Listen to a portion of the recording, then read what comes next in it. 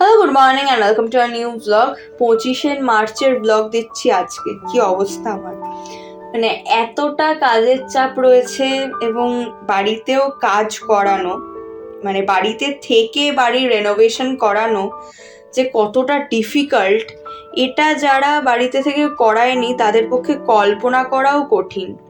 তো এখন তো শুধুমাত্র দরজার কাজ চলছে, এরপরে তো ইলেকট্রিক্যাল ওয়্যারিং এন্টায়ারলি চেঞ্জ করা হবে, কারণ অনেক দিনের পুরনো হয়ে গেছে। তো কোনো অ্যাক্সিডেন্ট যাতে না হয়, ইলেকট্রিকের ব্যাপার তো, সেই কারণে ভীষণভাবে আমরা চাইছি যাতে তাড়াতাড়ি করে ইলেকট্রিকের যাবতীয় কাজ করা যায়। তারপরে ওয়ালে ট্রিটমেন্ট হবে, কারণ দেওয়ালে ক্র্যাক দেখা গেছে, সেই কারণে ট্রিটমেন্ট হবে। তারপরে গিয়ে রং। তো বুঝতেই পারছো যে আমাদের বাড়িতে এখন রোজ রোজ দক্ষযজ্ঞ চলছে। তো একটুখানি ছাতে গেছিলাম, কারণ এখনো রোদ্দুরটা জ্বালা পোড়া ধরিয়ে দিচ্ছে না, তাই জন্য বেশ ভালোই লাগে এখনো ছাতে উঠতে। তো ওই দিনও ছাতে গেছিলাম, আরাম লাগছিল। এতটা ধুলো ময়লা কাজ খটর খটর খটর, তার মাঝখানে ছাতে ওঠাটা একটু রিফ্রেশিং আর কি। লাঞ্চে সেদিন ছিল পাট শাকের বড়া, যেটা আমার খুব ফেভারিট, তার সাথে চিকেনের ঝোল, যেটা ম্যান্ডেটারি। ভাত তো রয়েছেই, আর এই জিনিসটা মা আমাকে প্রচুর রাজি করিয়ে বাবা বাছা করিয়ে তারপর খাইয়েছে। ওটা হচ্ছে আমুদি মাছ ভাজা।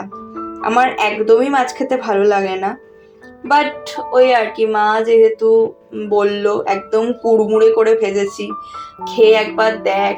আমি বললাম যে ঠিক আছে চলো। যাই হোক, মানে কোনো বিশাল ঝামেলা না করে খেয়ে নিয়েছি, এই আর কি।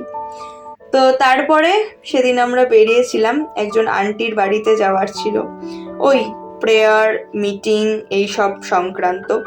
তো যাওয়ার সাথে সাথে দেখো কত কিছু দিয়েছিল, চা বিস্কিট সিঙ্গাড়া, এটার সাথে ফুড প্যাকেটসও সেদিন ছিল।